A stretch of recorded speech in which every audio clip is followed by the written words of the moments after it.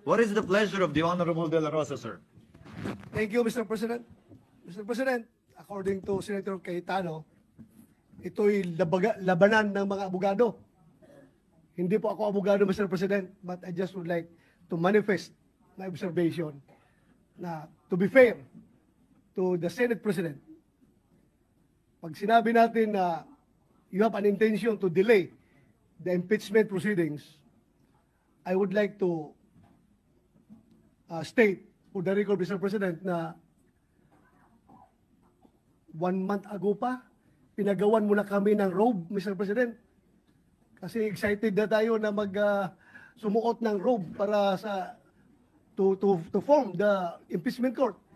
To be fair with you, Mr. President, you've been preparing for that. And yung schedule natin na naka-schedule sa Wednesday, which is 11, if we give the ruling today, whether ano ba talaga gusto natin, today or Wednesday, I support you, Mr. President, kung anong gusto natin schedule. Sana mapag-usapan natin ngayon. Hindi ako abogado, pero ako ay isang Pilipino na gusto sana na hindi na tayo magkakagulo sa Pilipinas. Hindi tayo magkawatak-watak. At yung mga nagyayabang dyan, na sabi nila, gusto daw ng taong bayan, na ito ay talagang magkakaroon na kagad ng impeachment, taong bayan, ginagamit. I don't know kung sinong taong bayan yung sabi nila.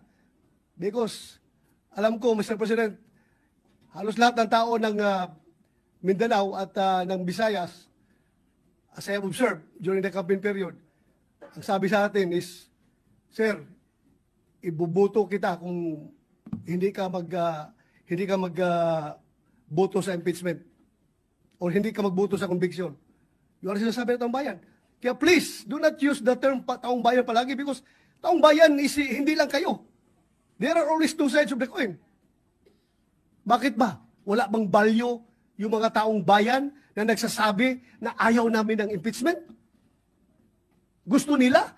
Ang ibabalyo ng Senado ay yung mga tao lang na nagsasabi na forthwith kuno yung impeachment na yan. Ano, kalimutan na natin yung ibang tao na majority na nagsasabi na ayaw namin ng impeachment dahil panggugulo lang yan sa ating bansa.